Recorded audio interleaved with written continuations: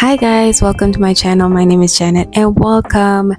This is just like a mini 10-minute video or 5 minutes. Actually, I want to make the video in like under 5 minutes or even just 5 minutes on the dot because I know that you guys have a lot of time to do your stuff and I don't want to waste any time. I don't want to waste your time, so I just want to breeze through it. So today I'm actually just talking about the opportunities, job opportunities in Namibia.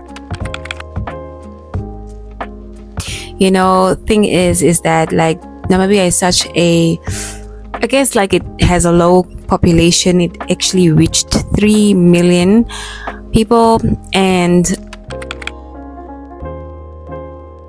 job opportunities is not really there. You can create jobs, right?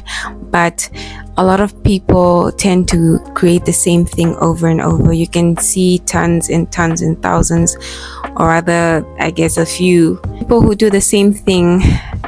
There's people who do the massaging, facials, and eyelash tags, nails. You can see a lot of people doing cakes. They bake cakes, and it's very saturated with the same type of business opportunities. People find out, like if they find out something new and they see that okay, this is like this person is doing this type of job, or rather is selling this type of product, then they will jump on it and they will steal your idea. I was actually selling USBs and all types of stuff, and that one was actually selling a lot of money.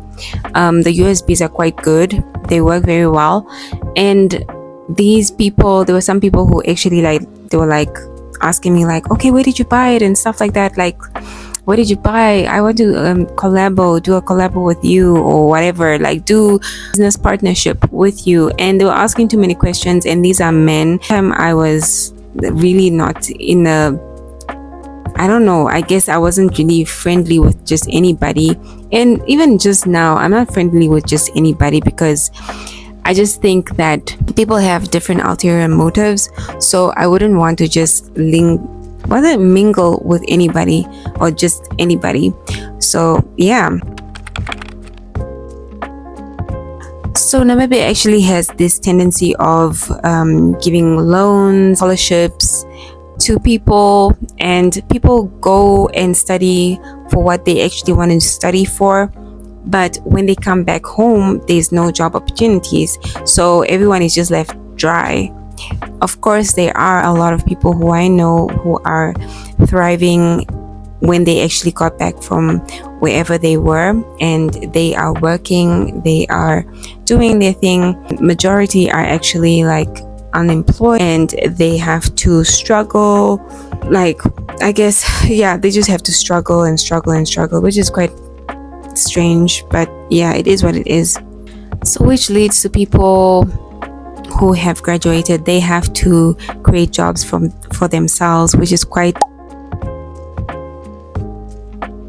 interesting.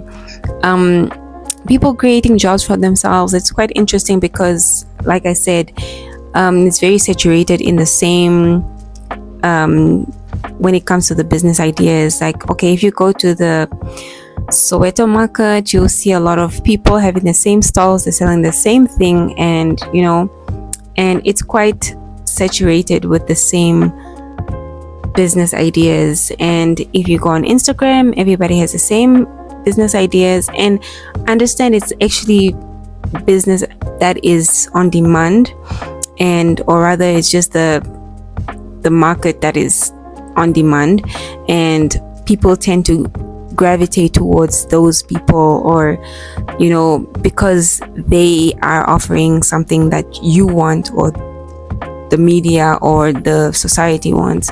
So that's the case. I find it quite interesting because the government actually encouraged a lot of people to create job opportunities for themselves, and you would think that actually the government would actually create job opportunities for people as well, because it is quite saturated when it comes to the business. So you would think that okay, the government would actually try to at least build like a company or something so that people can actually start sewing, or just stop giving those tenders and just create a building where people can work. And some people like 9 to 5s because it's like guaranteed that they will actually get a paycheck at the end of the month, and some would actually preferably be freelance, but freelance sometimes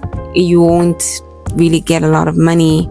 It just depends on what you're freelancing on, especially with Namibia, since we're like 3 million. Most of the money would actually come maybe from white folks.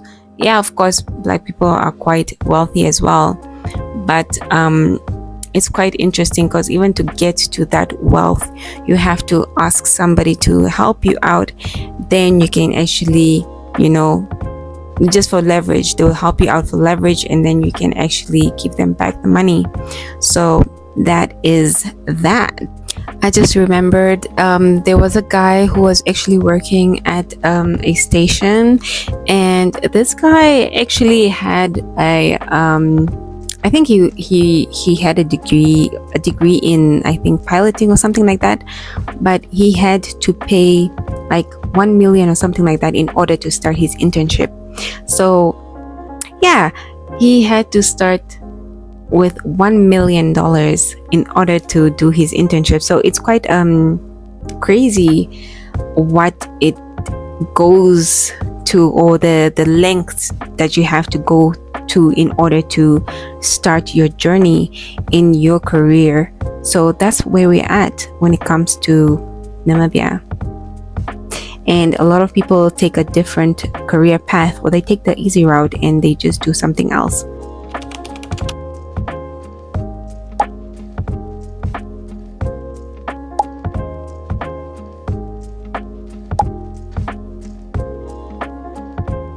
Okay, so I don't know if you knew or if you heard of the heist that happened in Namibia. Namibia is quite small actually, but this one it really hit me because the way the security guard actually was, I don't like what happened.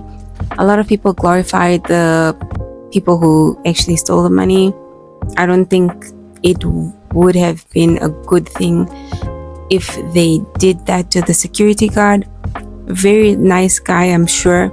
And if that didn't happen to him, I think maybe people would be like, okay, it's fine. But like, despite even that happening, people still praised the criminals for what they did, which was stealing the diamonds. And I think it's very insensitive, and a lot of people they just need to go off the social media and focus on being human again, like what I was talking about in my other video.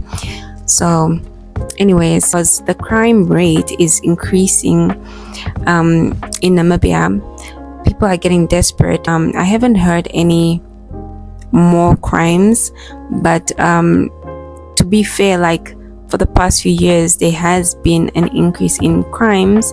Crimes also happen from the banks itself.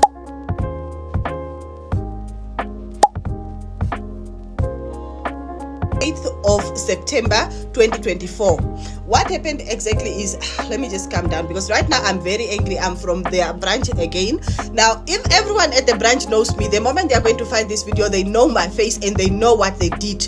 And I just want my money back. If you are watching and you are from that branch, FNP, Independence Avenue, I want my 46,000 back in my account. Please transfer it back into my sister's account so that she can transfer it back in my account. There's a lot of scammers who suddenly just know your bank cards, know your information, they know how much you have, and people say that FNB has a lot to do with it, and allegedly. So it's just very interesting because like the way a lot of people lose their money from FNB, it's quite sketchy, and it mysteriously just goes away. So yeah, allegedly FNB has a lot going on, so it's very interesting. Crime rates actually happens from within the banks and also just in the streets as well. So it's very crazy out here. It's not really that easy working in a government area, because most governments tend to actually have a lot of arguments and a lot of head bobbing. It's just crazy because like I said I don't know if I said this in other videos, but I actually said that there's a lot of head butting or bobbing, whatever, in the workspace where I was at. So some jobs actually have a decrease of workers and an increase of workload, and that's very overwhelming for a lot of people. So even in my previous workspace, there was a lot of overload of work, and we were just like quite few. And it's quite interesting because like a lot of people are actually forced to do a lot of this work by themselves, and they're forced to actually try to impress a lot of people or try to impress their bosses. But actually there's actually a lot, or just much a person can take. You're a human being, you're not a robot. Some people actually think that since this is Africa, you're an African person, you have to do things fast and all those things, or if you're a doctor, you're supposed to do things fast, you have to handle everything. But the reality is that there is supposed to be a lot of doctors. If you're on call, you cannot be on call only one person, you have to be at least maybe 4 that are on call. Then you just rotate amongst yourselves. So the workload shouldn't be hectic for one person. It shouldn't be put on one person. You're not a god. So this demigod complex that a lot of doctors are having is basically based on them handling a lot of the workload. So that's why they have that demigod complex. But anyways, I digress. Just in places like HR and other places, even mining, there are a lot of people who are actually exhausted, exaggerated to work, and it's quite disheartening to see a lot of people going through this. So yeah, so I think just to wrap up on it, it's really just what I wanted to talk about. The workload, the job opportunities, graduates, and it's quite concerning, you know what I'm saying? So yeah, anyways, see you on the next one. Bye.